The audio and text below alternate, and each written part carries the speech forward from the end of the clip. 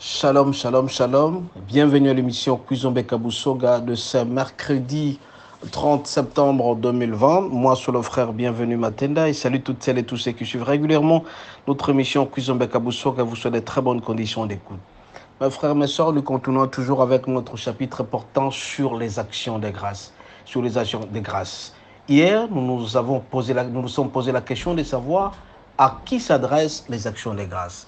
Aujourd'hui, nous allons tout simplement parler en quoi consistent les actions de grâce. En quoi consistent les actions de grâce.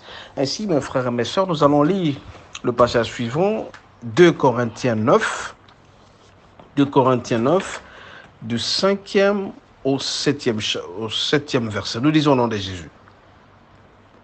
J'ai donc jugé nécessaire d'inviter les frères à se rendre auparavant chez vous et à s'occuper de votre libéralité déjà promise, afin qu'elle soit prête de manière à être une libéralité et non un acte d'avarice.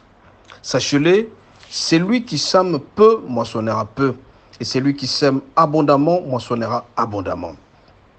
Que chacun donne comme il a résolu en son cœur, sans tristesse ni contrainte, car Dieu aime celui qui donne avec joie.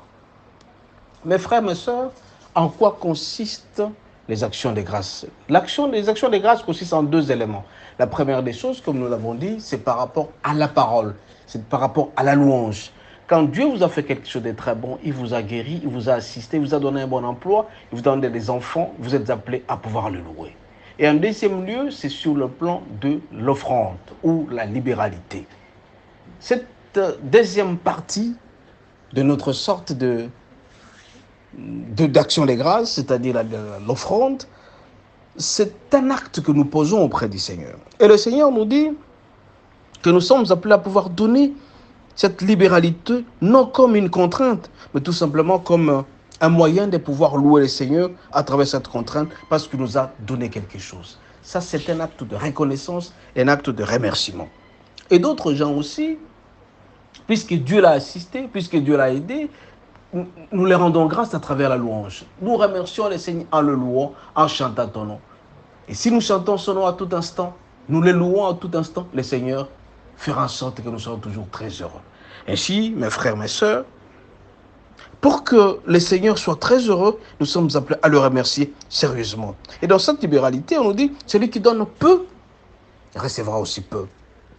Celui qui donne beaucoup, celui qui sème beaucoup, récoltera aussi abondamment. Et c'est très, très important, mes frères, mes sœurs. C'est pourquoi nous allons insister sur le fait qu'en louant le Seigneur, en reconnaissance, en le louant sérieusement, le Seigneur est très heureux et très content parce que c'est une action de grâce.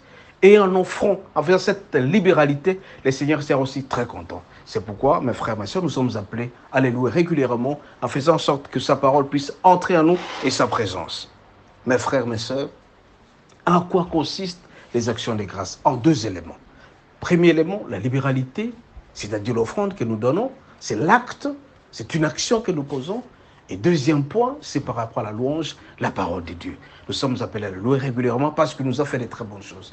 Vous savez très bien, mes frères, mes soeurs, si nous sommes ce que nous sommes, c'est parce que le Seigneur l'a voulu. Si nous marchons, c'est parce que le Seigneur l'a voulu. Et si nous avons nos enfants entre nous, tout ce que nous avons, c'est le Seigneur qui nous donne. Raison pour laquelle nous sommes appelés à faire des actes de reconnaissance, de gratitude. C'est cette reconnaissance que le Seigneur veut que nous le fassions régulièrement. C'est pourquoi, avant de Kuzombe Kabusoga, mes frères, je vous supplie de pouvoir toujours reconnaître auprès de Dieu cette reconnaissance, cette joie qu'il imprime en nous.